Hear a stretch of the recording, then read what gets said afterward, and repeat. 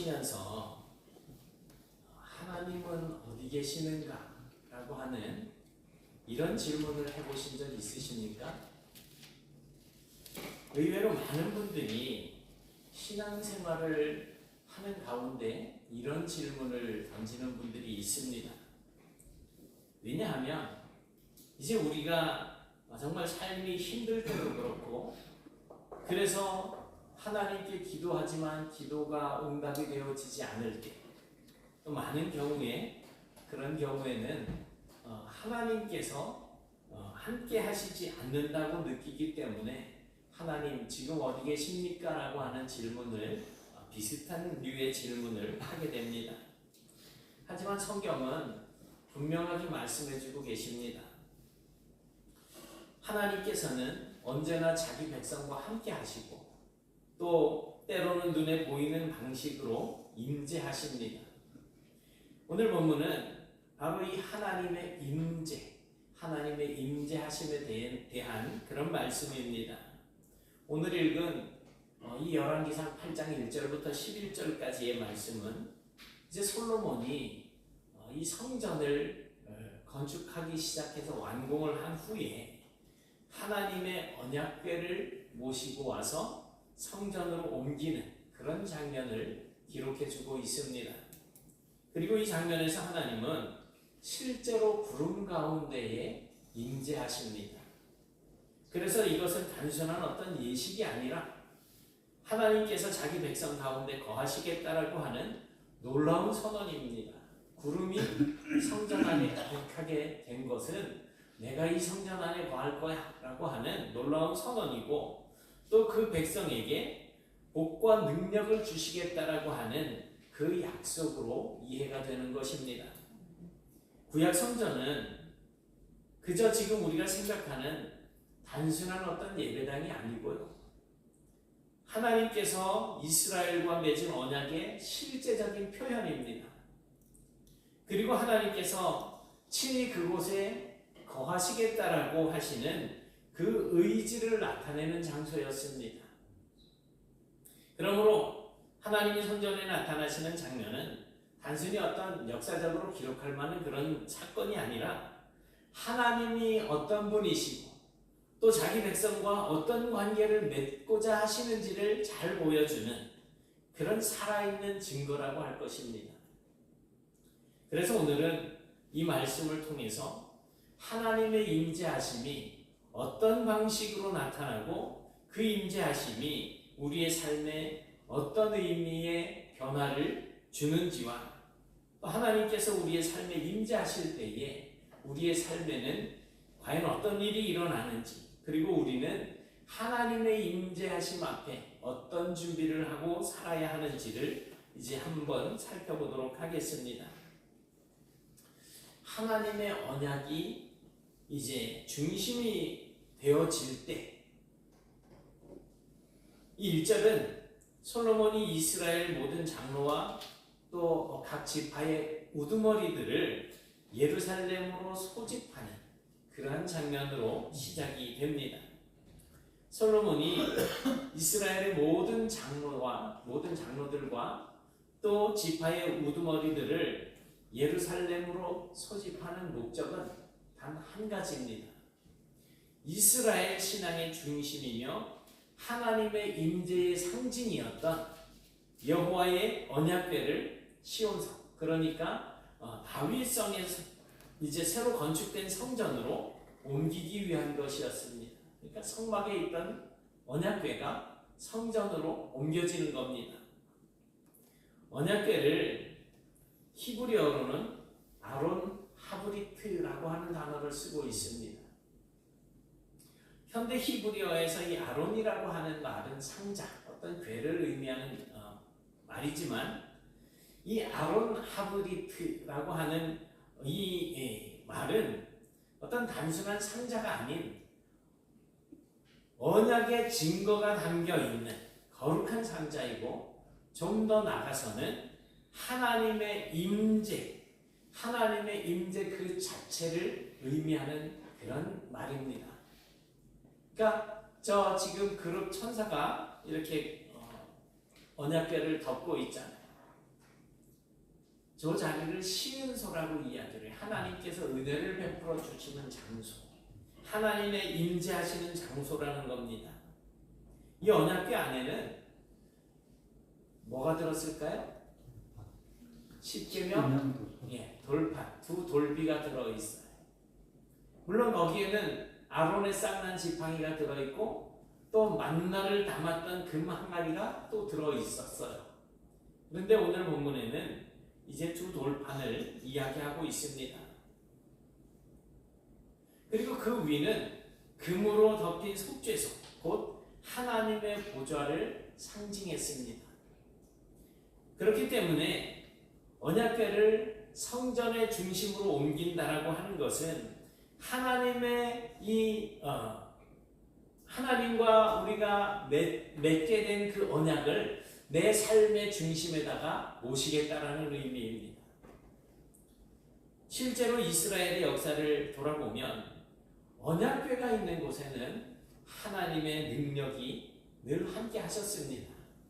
물론 사람들이 자신들의 욕심으로 하나님의 언약궤를 임의로 움직였을 때는 전쟁에서 패하고 언약궤를 빼앗기게 됐던 그런 날들도 있었지만, 이 언약궤가 하나님의 명령에 의해서 움직일 때, 예를 들면 이스라엘 백성들이 저 여리고를 앞두고 요단강을 건너가게 되는데 제사장들이 이 언약궤를 메고 요단강으로 들어서니까 물이 발목에 찼을 때 물이 끊어지고 이제 그 땅으로 이스라엘 백성들이 건너가게 되는 이런 놀라운 역사를 보게 되었고, 또 어떤 일이 있었습니까?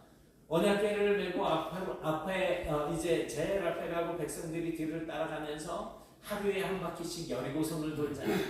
그리고 마지막 날 7바퀴를 돌면서 나팔을 불고 함성을 지르니까 여리고성이 그냥 왕창 무너져 내리게 되지. 그러니까 이 요단강 앞에서도 또 여리고성 앞에서도 그리고 전쟁 중에도 하나님의 임재는 이 궤를 통해서 상징적으로 드러났습니다.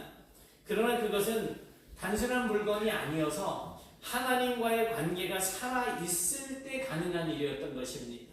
하나님과의 관계가 깨어진 상태에서는 언약궤는 이스라엘 백성들에게 그렇게 의미가 없는 그런 상황이 되고 맙니다.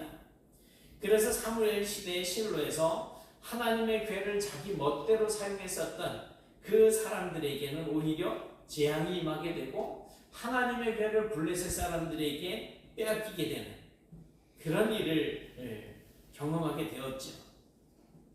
하지만 이 하나님의 궤를 하나님의 임재의 상징으로 인식하고 하나님을 경외했던 사람들에게는 늘 복이 임했던 것을 우리가 성경을 통해서 확인할 수가 있습니다.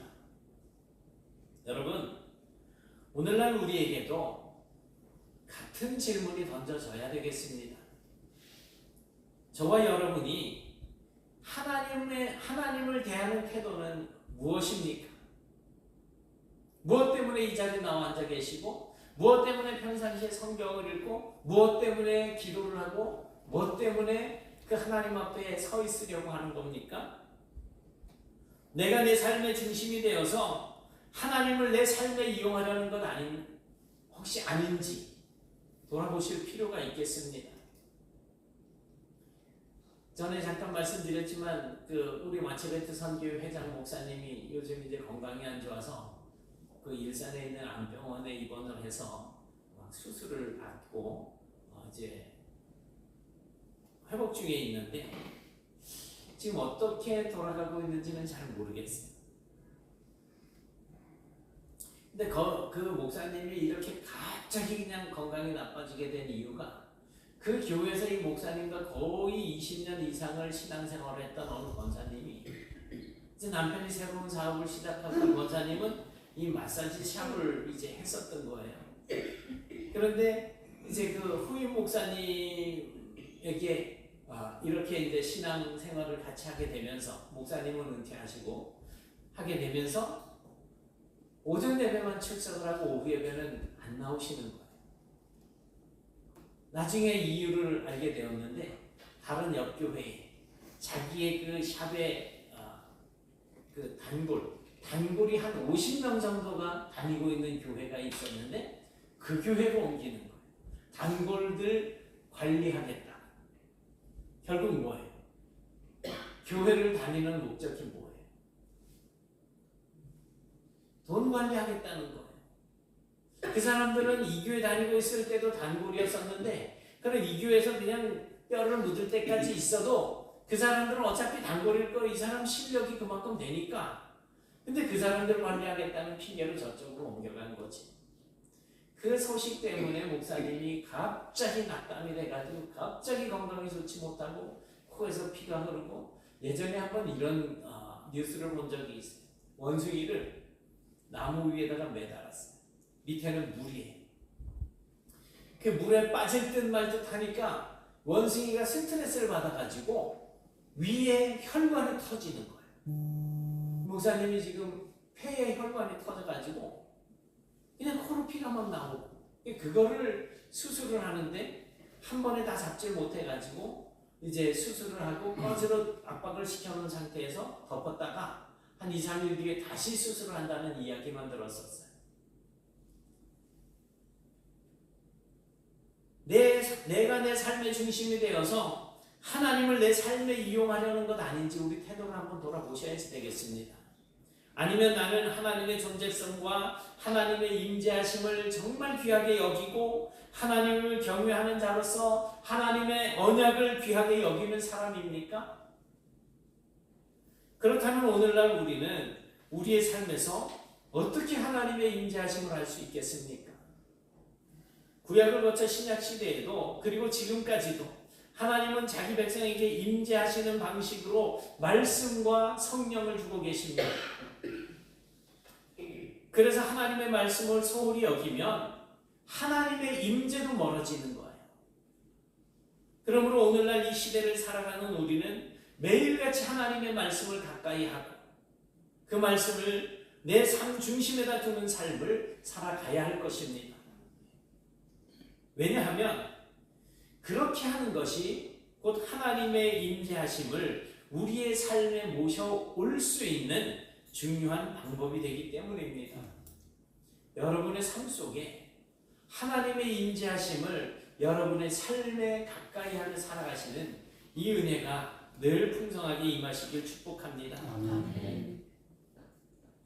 6절부터는 이제 제사장들이 성소 안으로 언약궤를 들여놓는 장면이 나옵니다. 그리고 그 과정은 정말 매우 거룩하고 또 질서정연하게 진행이 됩니다.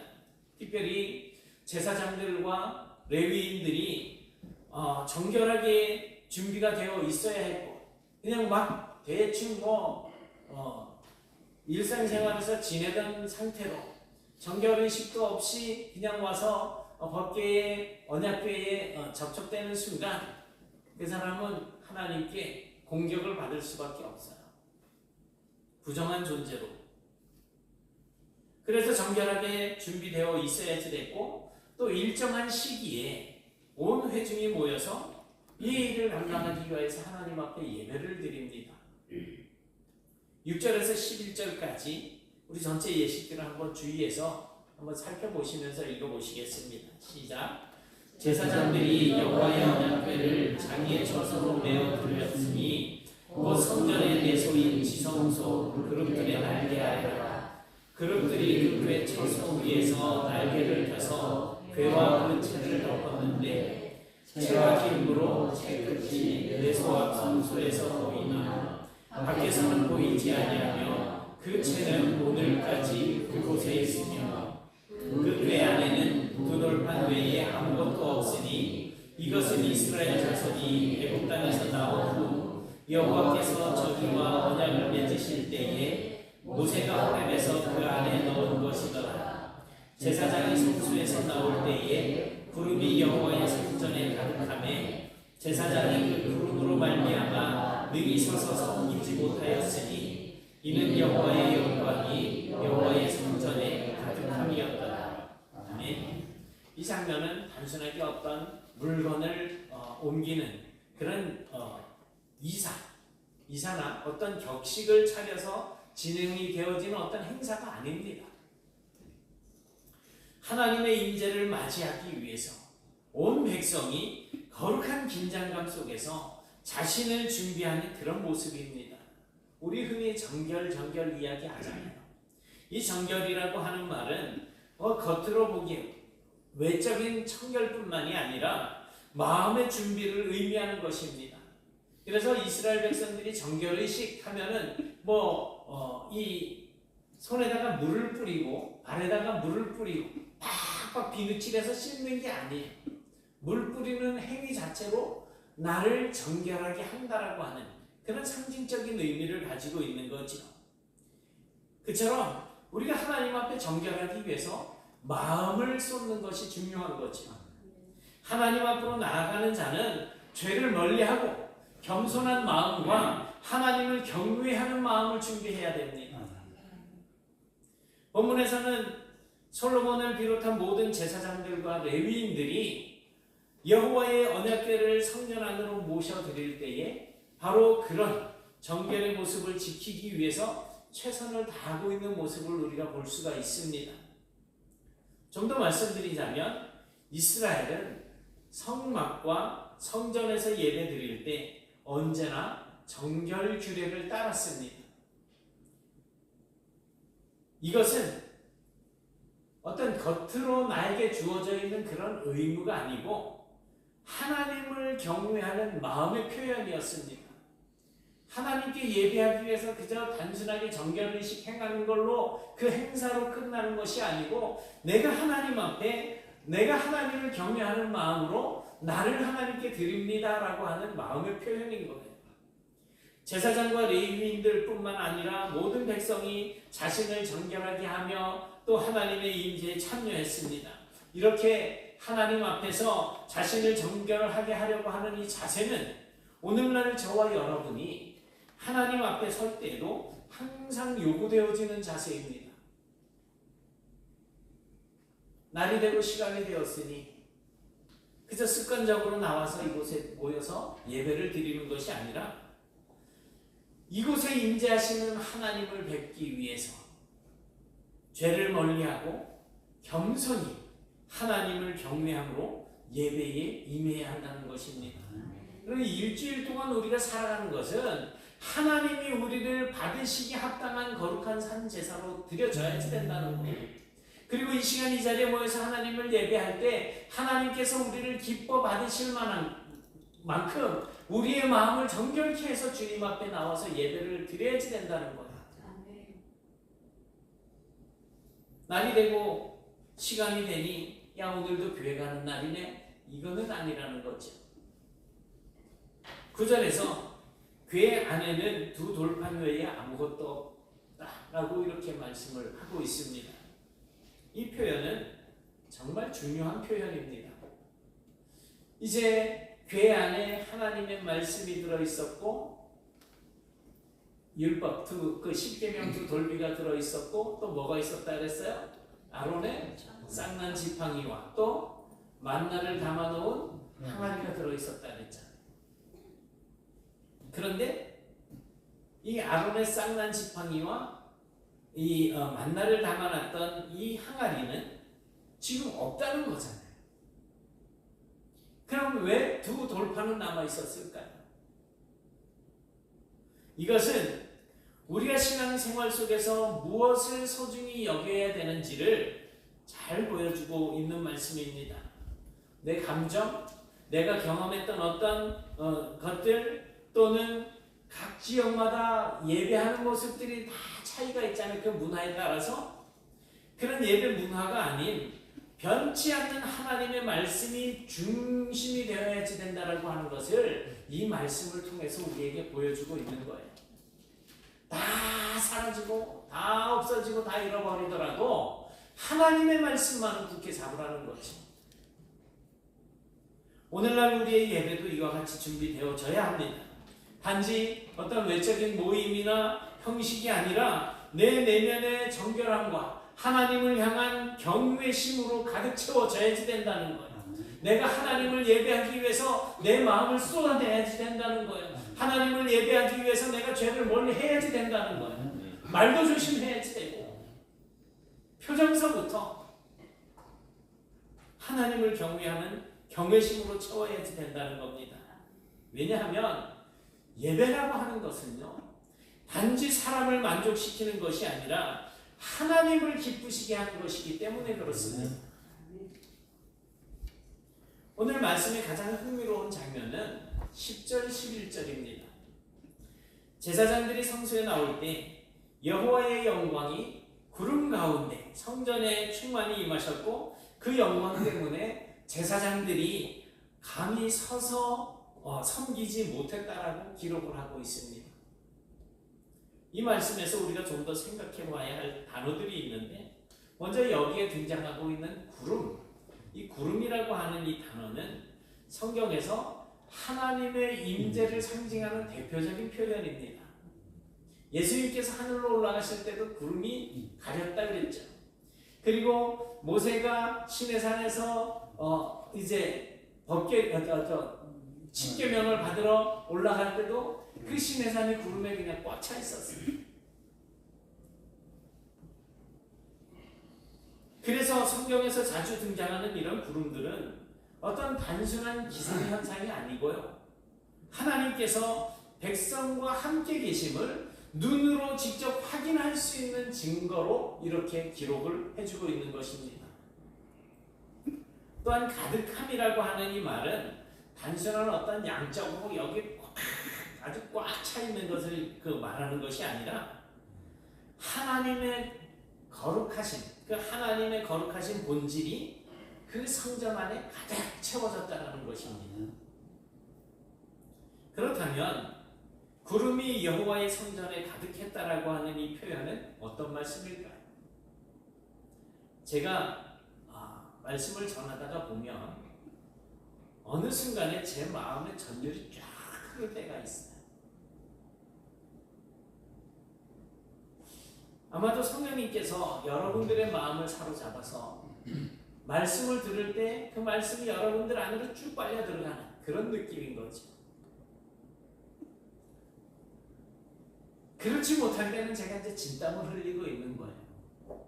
어떨 때는 말도 막 어눌해지고 삐질삐질 땀도 나고, 그럴 때 보면 어떤 분들이 눈을 많이 감고 계시는데, 그렇습니다, 옳습니다, 아닌 것 같습니다 막 이러면서 구름이 여호와의 성전에 가득했다라고 하는 이 말씀은 솔로몬이 경외하는 하나님의 본질이 그 성전 안에 가득 채워져서 그들을 덮고 사로잡고 변화시키는 임재가 되었다는 뜻입니다. 여러분, 저와 여러분에게도 이러한 동일한 임재가 임하시길 축복합니다. 아멘. 그런데 이때 제사장들은 능히 서서 섬기지 못했다는 거예요. 왜냐하면 여호와의 영광이 성전에 가득했기 때문이라는 것입니다. 여호와의 영광이 엄청나게 무거워서 그 영광을 능히 지탱하고 서 있을 수 없을 만큼 무게감을 느꼈다는 거예요. 히브리어로 영광이라고 하는 단어는 무겁다라고 하는 뜻을 가지고 있어요. 그리고 존귀하다라고 하는 뜻을 가지고 있어요. 이 말이 십계명에서 사용이 되어지는데, 사실은 이 단어가 카베드라고 하는, 카보드라고 하는 단어를 쓰고 있는데, 이 말이 십계명에 쓰였어요. 어디에 쓰였을까요? 제5계명, 내 부모를 공경하라 할 때, 공경이라고 하는 단어가 이 단어예요.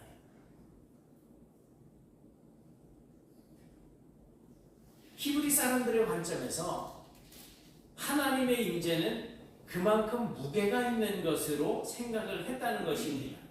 하지만 이것은 단순히 어떤 감정적인 분위기가 아니라 존재 전체를 사로잡는, 우리의 모든 존재 전체를 사로잡는 실제하시는 하나님의 무게감입니다. 우리가 하나님의 임재하심 앞에 정말 고개를 들 수가 없을 거예요. 모세도 그래가지고 나중에 나는 죽었다 이런 사람들이 한둘이 아니잖아요. 사실 성경에 모세도 모세의 얼굴에 나는 광채를 덮기 위해서 수건을 뒤집어 썼잖아요. 이 신약 성경의 변화산 사건에서도 예수님께서 이제 제자들을 데리고 변화산으로 올라가셨어요. 그 예수님이 구름 가운데서 변화가 되었는데 제자들은 그 빛과 권능 앞에 두려워하면서 엎드렸다라고 기록을 하고 있습니다. 이처럼 하나님의 임재하심은 우리를 단순하게 와서 위로해 주시거나 감동시키는 것을 넘어서 우리의 가슴 속에 하나님을 경외하는 그 묵직함으로 임재하시는 것입니다. 그러므로 오늘 저와 여러분에게도 필요한 것은 바로 이 영광의 무게를 경험하는 예배입니다. 그저 왔다가 갔다가 또 시간 됐네 왔다가 또 갔다가 왔다가 갔다가만 반복하는 그런 예배가 아니라 하나님의 영광을 그 무게를 느끼고 야 내가 이제 밖에 나가가지고 죄 짓고 살면 안 되겠구나라고 하는 이런 어떤 중압감을 느끼고 돌아가셔야지 돼요. 단순한 감정의 고조가 아니라 하나님 앞에 무릎 꿇고 회개하면서 하나님의 뜻을 새롭게 듣고 순종하게 되는 이 변화의 예배가 하나님께서 우리에게 원하시는 예배인 거예요. 그래서 그 하나님의 임재하심 앞에 그 영광의 무게 앞에 나 자신을 내려놓고 잠잠히 하나님의 임재하심을 느끼는 그런 예배를 드리는 성도가 되시길 바랍니다. 여러분 솔로몬 성전에서 하나님의 임재는 단순한 사건이 아닙니다.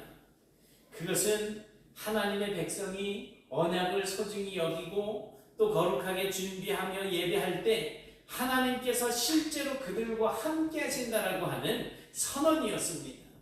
오늘 여러분들이 그러한 믿음과 그러한 마음 준비되어진 경건하고 거룩한 모습으로 하나님을 경외하는 마음으로 주님 예배하게 된다면 하나님께서 실제로 우리와 함께 하신다라고 하는 선언이 임재하심이라는 거예요. 오늘날 우리에겐 더 이상 건물로 된 성전은 없습니다. 하지만 예수 그리스도께서 우리의 성전이 되셨고 또한 그 안에서 우리도 하나님의 성전이 되어간다라고 말씀하고 있습니다. 같이 보실까요? 시작. 그의 안에서 건물마다 서로 연결하여 주 안에서 성전이 되어가고 너희도 성경 안에서 하나님이 거하신 처소가 되기 위하여 그리스도 예수 안에서 함께 지어져 가는 일이라. 아멘. 저와 여러분은 지어져 가는 성전입니다. 이것은 성전인 우리들이 모여서 하나님을 예배하는 장소예요. 우리는 하나님의 성전입니다. 하나님의 성령이 우리 안에 거하십니다. 우리가 하나님의 말씀을 내 삶 중심에 놓고 거룩함을 지키며 경외하는 마음으로 하나님을 예배할 때 하나님의 임재하심은 오늘날 우리 가운데에도 임하게 되는 것입니다. 그래서 많은 사람들이 하나님은 어디 계신가라고 묻는 그 질문에 우리는 이렇게 대답할 수 있습니다. 하나님은 지금 여기 그분을 찾는 자 가운데 임하고 계십니다. 그 임재하심의 주인공이 바로 오늘 저와 여러분들이 되어야 할 것입니다. 저와 여러분이 이 세상을 향한 하나님의 임재의 통로가 되어야 할 것입니다. 우리를 통해서 가정에, 직장에, 또 교회에, 온 나라에 하나님의 임재가 흘러넘치게 되어야 할 것입니다. 그래야 궁극적으로 온 세상이 하나님의 임재 아래 하나님을 고백하는 세상이 변화되어질 것입니다. 여러분, 기도하며 예배하는 삶 가운데 구름 가운데 임하시는 하나님의 영광을 매일매일 경험하며 살아가시는 복된 성도들이 되실 수 있기를 주님의 이름으로 축원합니다. 사랑의 하나님 감사합니다. 저희들이 하나님의 은혜 가운데 이전에 모여서 주를 예배할 때 저희들 비록 세상에서 더럽고 추악한 그러한 죄악된 모습을 가지고 살아왔었지만 이제 이 말씀을 통하여서 저희들의 삶이 변화되어지고 생각이 바뀌고 이제 하나님을 경외하는 마음과 하나님 앞에 하나님을 예배하기 위하여서 죄를 멀리하고 경건하고 거룩한 삶을 유지하며 살아갈 수 있게 되기를 원합니다. 저희들은 연약하고 부족하여서 이 일을 감당할 수 없사오나 주님의 성령께서 저희들을 붙잡아 이끌어 주셔서 정말 하나님이 받으시기에 합당한 거룩한 산제물로 드려지는 저희들이 되게 하여 주옵시고, 늘 주님 앞에 모여서 예배할 때마다 하나님의 임재하심을 경험하며 그 임재하심을 세상으로 흘려보내는 그러한 임재의 통로가 저희들이 될 수 있도록 주님께서 저희들을 붙잡아 사용하여 주옵소서. 이 시간 이후에 우리의 모든 삶을 통하여서 온전히 하나님께서 영광을 받으시고 그 영광이 온 세상에 선포되어질 수 있도록 역사해 주시기를 소원하옵고 예수님 이름으로 기도드리옵나이다. 아멘.